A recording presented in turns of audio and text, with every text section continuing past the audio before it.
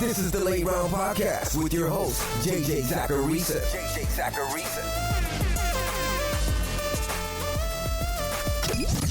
What's up, everyone? It's JJ Zacharisa, and this is episode 681 of the Late Round Fantasy Football Podcast, sponsored by FanDuel. Thanks for tuning in. Thursday nights officially belong to the NFL again, and FanDuel and Amazon Prime Video have teamed up to bring you more ways to win this NFL season. Introducing the Prime Video Pick'em, a free-to-play pick'em contest centered around one of the most exciting events of the week, Thursday Night Football. Here's how it works. You'll be given 10 questions to answer about Thursday night's game. Fans who answer the most questions correctly will win a share of $15,000 in cash prizes. It's that easy. Be sure to tune into Amazon Prime Video's Thursday Night Football Week 4 matchup to keep track of your score. No purchase necessary, age and location restrictions apply, void where prohibited, see full terms at FanDuel.com. It's a 15 transactions day. Let's do this. Sell Chase Edmonds. So after week 1, I had a transaction of buying Chase Edmonds. And in that transaction, I said, quote, "We can't assume he'll maintain this pace per se, but it's definitely a good sign." He did not maintain that pace. Now in that week 1 game, his production wasn't anything special, but his peripherals were pretty freaking good. He had 2/3 of the team's running back rushes and a 12.9% target share. That's usually what we see from top 10, top 15 running backs. But over the last 2 weeks, Raheem Mostert has been more involved in that backfield. Edmonds has seen his percentage of team running back rushes go from 2/3 to about 1/3 over the last 2 weeks. And over these 2 games, his target share per game is 5.5%. That's not going to cut it. Thankfully, he's coming off this game against the Bills where he scored twice. So it's a sell-high window for Chase Edmonds. Given his peripherals, given how they're using him right now, he's looking more like an RB3 in PPR formats. Maybe that goes up a little bit in negative game scripts, but the problem is that Miami looks for real. Add Khalil Herbert. Now, I know Khalil Herbert's not available in your league. I get it. But he is out there in 51% of Yahoo leagues right now. Now, entering the season, I talked about how there was a non-zero chance that Herbert would just end up being a better player than David Montgomery. Now, I'm not declaring victory by any means, but David Montgomery hurt his ankle and knee on Sunday. And Herbert, coming in for Montgomery, went nuts. He had 20 carries for 157 yards and 2 touchdowns. I'm telling you guys, Khalil Herbert is legit. He posted over 30 PPR points. David Montgomery has never done that in his career. Herbert now has a 54.6% success rate. That's the percentage of runs that ended up producing positive expected value. Montgomery is at 34.3%. And that's based on NumberFire's expected points formula for the record. But this is a continuation of what we saw last year from Khalil Herbert as a rookie. He posted better efficiency marks than David Montgomery and a lot of important metrics. Now, at the time of this recording, I don't know exactly how long David Montgomery is going to be sidelined. But even if that injury is not that serious, Herbert may have just ended up playing into more work. It's tough to leave a player like Herbert on your bench. And that's not me talking from a fantasy perspective. That's me talking from the Chicago Bears perspective. He shouldn't be on your waiver wire right now. Buy Treylon Burks. This year's rookie wide receiver class looks awesome. Drake London might end up being a top 15 wide receiver this year in fantasy. Chris Olave has back-to-back games with target shares above 30%. Garrett Wilson's been awesome. Jahan Dotson's been awesome. Treylon Burks, you're next. You know, it's funny, Burks' best game usage-wise actually came in week 3, but it was his worst performance. In week 1, he had a 16.1% target share and 8.5 PPR points. Week 2, that target share was 27.3%. He scored 8.7 points. This past week against the Raiders, that target share was only 7.7%, and he scored 3.1 points. And I tilted off the planet when he went down on the 1-inch line. But in week 3, Burks led the team in routes run for the first time this season. He played 69% of the team's snaps. In week 1, that was 36.9%. Week 2, 44.6%. The Titans are using Treylon Burks more and more. And Tennessee's not necessarily going to be in the best game scripts for Derrick Henry each week. At this moment in time, you can probably send off some bench assets to acquire Treylon Burks. I would try to do that this week. Add Jerick McKinnon. I think McKinnon's probably my favorite under-the-radar ad this week. He outsnapped Clyde Edwards-Helaire in week 2, but CEH had his knee stepped on against the Chargers. He lost some snaps because of that. In week 3, though, McKinnon outsnapped Clyde Edwards-Helaire once again. McKinnon has seen more snaps than CEH in 2 of 3 games this year. And both players in week 3 had the same number of rush attempts.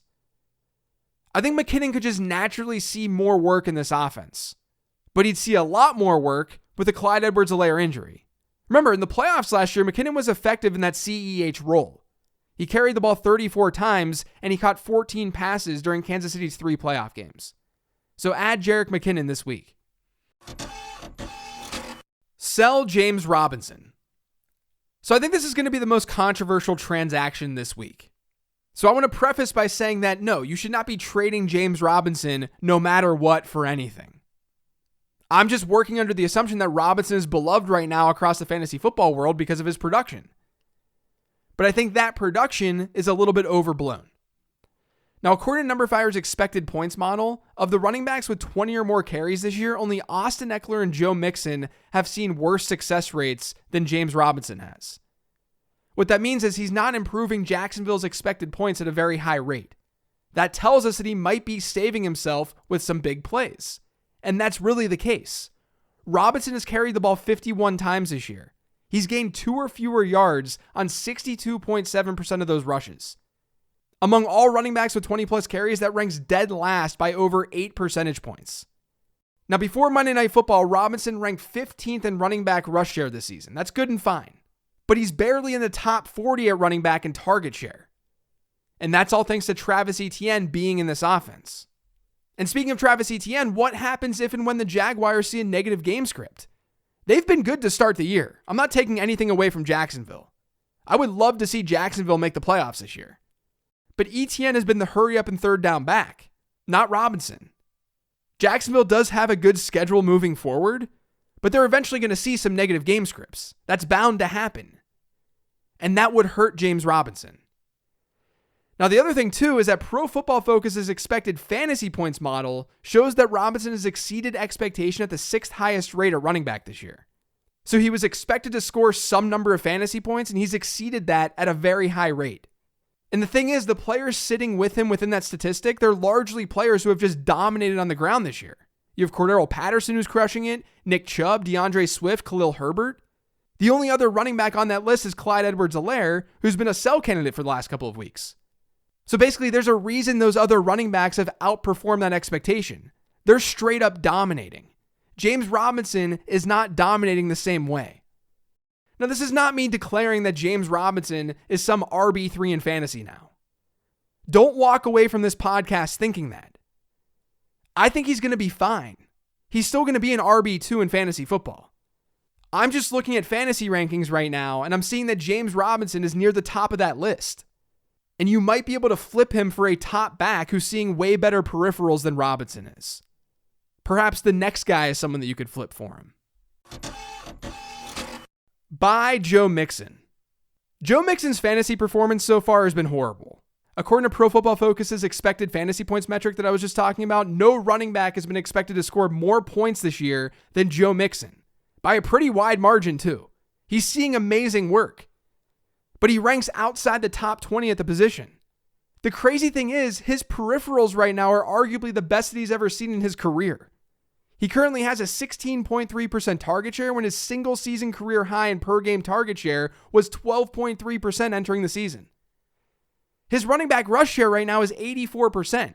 If the season ended today, that would also be a career high. So plain and simple, Joe Mixon has been ineffective. He's got a worse success rate than James Robinson, who I was just talking about, and he scored 0 touchdowns on his 5 goal line attempts. The 3 other players with 5 or more goal line rushes this season have at least 2 touchdowns. So think of it this way. If Joe Mixon hit that mark, if he scored twice on his 5 goal line rushes, he'd be ranked where Jonathan Taylor's ranked right now because he's seeing all this volume. He hasn't been that effective, but he's seeing a lot of it. Now, the Bengals have struggled a bit offensively to start the season. In week 3, they finally did okay. It just so happens that against the Jets, Cincinnati threw for their touchdowns. And Joe Mixon hurt his ankle during that game, resulting in more Samaje Perine. We have a pretty large sample of Joe Mixon not being bad at football. So as long as this injury that he suffered is not serious, we should expect things to turn around. because this workload is truly awesome. But do be aware that Cincinnati has a short week this week. So if you'd rather wait on this transaction given this injury, I think that's totally understandable. But right now, on paper, Joe Mixon is definitely a buy low. Add Romeo Doubs. Christian Watson was out on Sunday for the Packers. Sammy Watkins now on IR. That allowed rookie Romeo Doubs to play a season-high 88.7% of Green Bay's snaps. His previous high was 57.4% all the way back in week 1. That increase in playing time turned into a 23.5% target share and 21.3 PPR points. This could be the start of something big for Romeo Doubs. I would add him this week. Add Jamal Williams and Craig Reynolds. So DeAndre Swift is set to miss some time with a shoulder injury, but it's not going to require surgery. That's good news.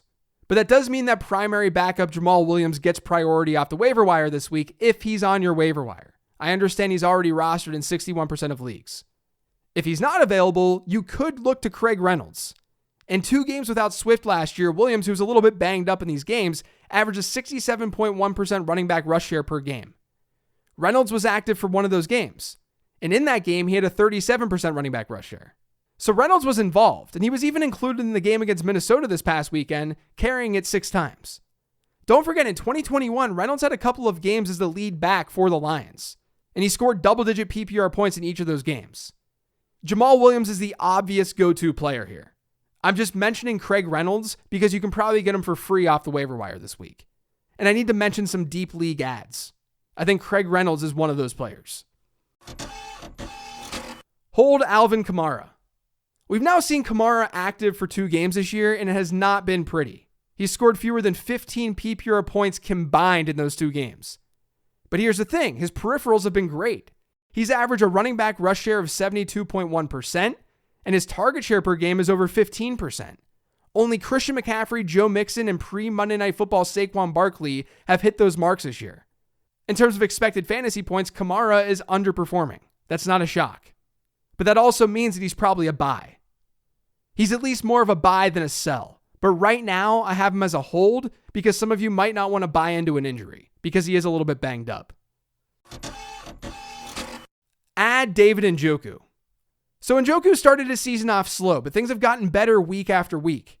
Week 1 saw him with just a 3.3% target share, but that bumped up to 18.5% in week 2. And then in week 3, he destroyed the Steelers. He had 9 catches, 89 yards and a touchdown, and a 32.3% target share. Now, entering that game against Pittsburgh, Njoku's route participation really wasn't that bad for Cleveland. It ranked just outside the top 10 at tight end. But now he's flashed that ceiling.